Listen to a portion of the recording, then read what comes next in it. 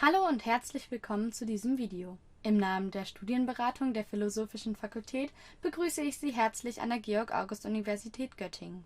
Sie haben das erste Semester bereits erfolgreich abgeschlossen und planen nun das nächste Semester? Sie wollen mehr über den Professionalisierungsbereich und seine einzelnen Profile erfahren? Dann ist dieses Video genau das Richtige für Sie. Ich zeige Ihnen in den nächsten Minuten, wie Zweit- und höhere Semester bei der Stundenplanerstellung im Zwei-Fächer-Bachelor vorgehen können.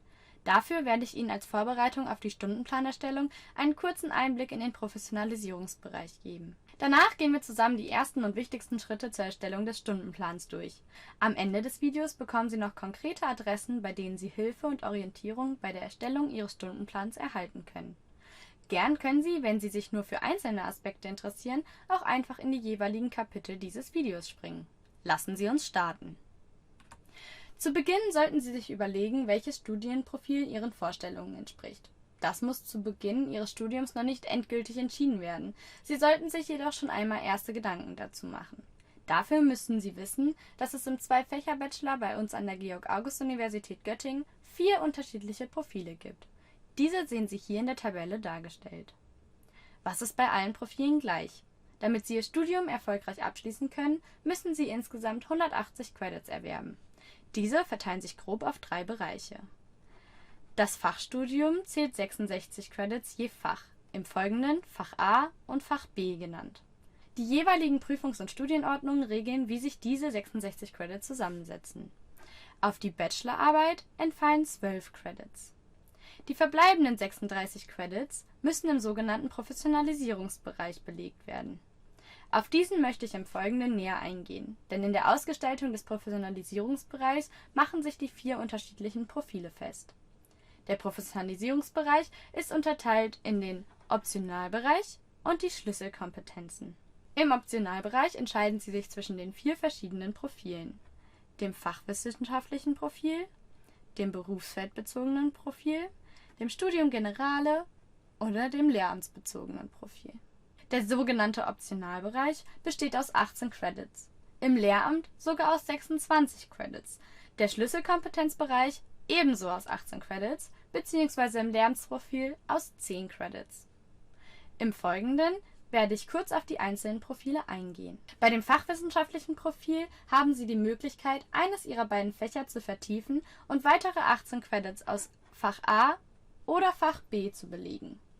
So bietet Ihnen das fachwissenschaftliche Profil die Möglichkeit, einen Schwerpunkt auf eine Ihrer Fachwissenschaften zu legen. Dieses Profil kann dazu dienen, eine eher wissenschaftlich orientierte Laufbahn zu verfolgen. Weiterhin kann es, so wie die 3 folgenden Profile auch, der Grundstein für ein weiterführendes Masterstudium sein. Das berufsfeldbezogene Profil soll, wie es der Name schon vermuten lässt, auf eine Karriere im nichtwissenschaftlichen Bereich vorbereiten. Es wird nicht von allen, aber von vielen Fächern angeboten. Sie können hier Module aus Ihren Studienfächern A oder B oder aus einem dritten Fach C wählen. Dies alles im Umfang von 18 Credits. Im Fach Germanistik Deutsche Philologie könnten Sie zum Beispiel im berufsfeldbezogenen Profil das Modulpaket Theaterpraxis wählen. Die dazugehörigen Veranstaltungen können auch von Studierenden belegt werden, die nicht im Fach Germanistik eingeschrieben sind. Die Prüfungs- und Studienordnungen der jeweiligen Fächer regeln den Zugang und die Belegung dieser Module. Bitte prüfen Sie die Modulbeschreibung also genau, wenn Sie das Fach nicht im Kerncurriculum studieren. Im Studium Generale gibt es keine Vorgaben, wie Sie die Module belegen müssen.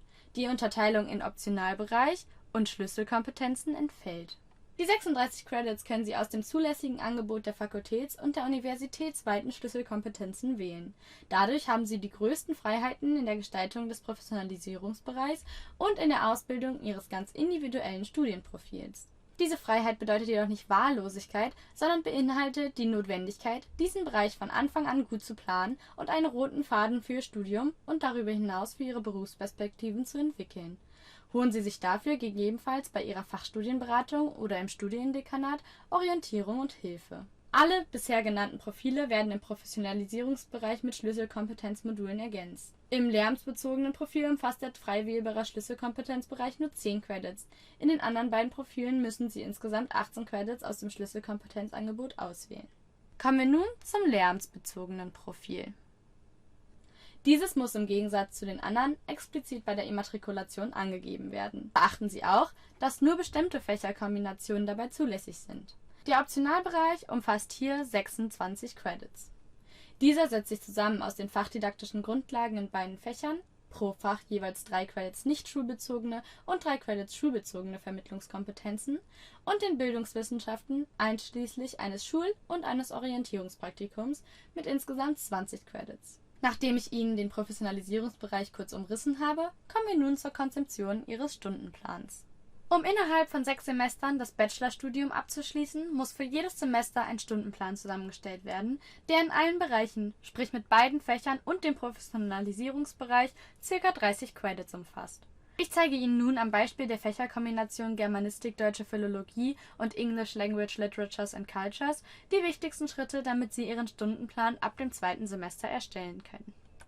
Dazu benötigen Sie 2 Hilfsmittel. Sie brauchen den aktuellen Ausdruck Ihrer im ersten bzw. vorherigen Semester erbrachten Leistungen von FlexNow und das aktuellste Modulverzeichnis von einem Ihrer beiden Studienfächer.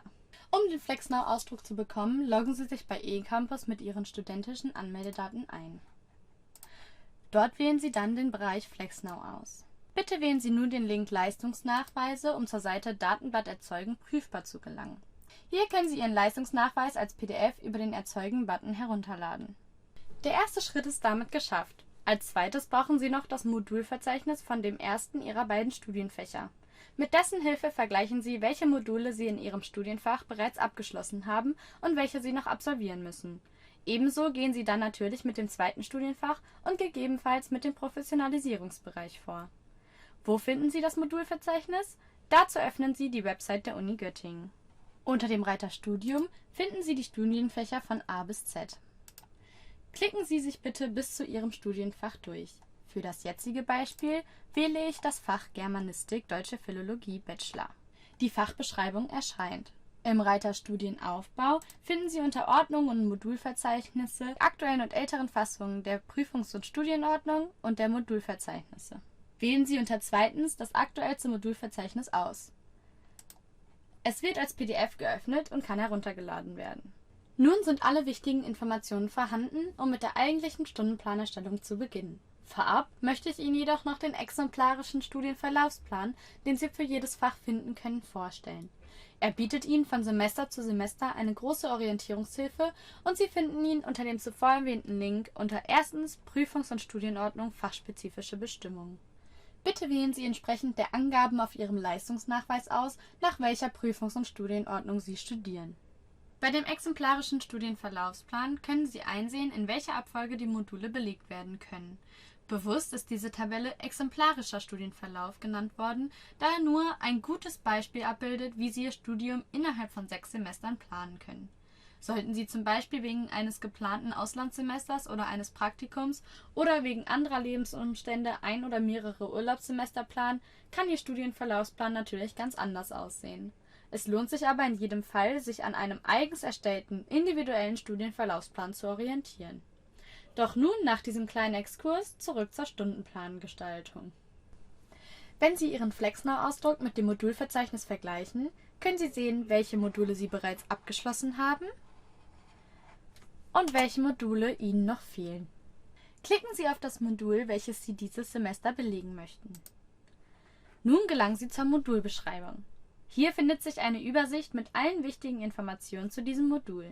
Die Modulbenennung, die dazugehörigen Credits und der Arbeitsaufwand, die Lehrveranstaltungen, die Prüfungsanforderungen, die Zugangsvoraussetzungen, die Angebotshäufigkeit und die Dauer des Moduls. Besonders wichtig, dieses Modul besteht aus einer Basisvorlesung und 3 Basisseminaren. Mit diesen Informationen können Sie nun die Veranstaltungen im Vorlesungsverzeichnis bei EXA suchen. HistinOne EXA bildet alle Veranstaltungen zu dem jeweiligen Modul ab, die im Semester angeboten werden. Nach genau den gleichen Schritten verfahren Sie für Ihr zweites Fach. Bitte beachten Sie, wenn Sie die Veranstaltungsnummer kopieren, können Sie sich damit in StudIP, unserer Bildungsplattform an der Georg-August-Universität, für Ihre Kurse anmelden, zumindest ab dem Zeitpunkt, ab dem die Kurse freigeschaltet sind. Dies kann von Studienfach zu Studienfach variieren. Im Zweifelsfall wenden Sie sich an Ihre Fachstudienberatung. Dort kann man Ihnen sagen, wann die Kurse freigeschaltet werden. Nähere Informationen zur Kursanmeldung erhalten Sie im Videotutorium zu Stütterpie auf unserem YouTube-Kanal. Bei der Stundenplanung vergessen Sie bitte nicht, auch etwas im Professionalisierungsbereich zu belegen. Die verschiedenen Bereiche habe ich Ihnen im ersten Drittel dieses Videos bereits vorgestellt. Module für den Professionalisierungsbereich finden Sie sowohl in den Prüfungs- und Studienordnungen der Fächer als auch in fakultäts- bzw. universitätsweiten Modulhandbüchern und bei EXA. Diese und noch viel mehr Hinweise zum Professionalisierungsbereich finden Sie unter folgendem Link: www.uni-göttingen.de/phil-schlyko. Hier finden Sie Hinweise zu den Angeboten im Professionalisierungsbereich bzw. den Schlüsselkompetenzen, die Sie belegen können. Weitere Hilfen und eine detaillierte Anleitung für die Auswahl Ihrer Module, den dazugehörigen Lehrveranstaltungen und dem Gebrauch von EXA finden Sie im Videotutorium für Erstsemester. Nun sind wir am Ende des Videos angelangt. Trotz des Videos sind noch Fragen bei Ihnen offen geblieben? Melden Sie sich bei uns. Das Studiendekanat und wir von der Studien- und Prüfungsberatung sind gern für Sie da. Viel Freude und Erfolg beim Studium!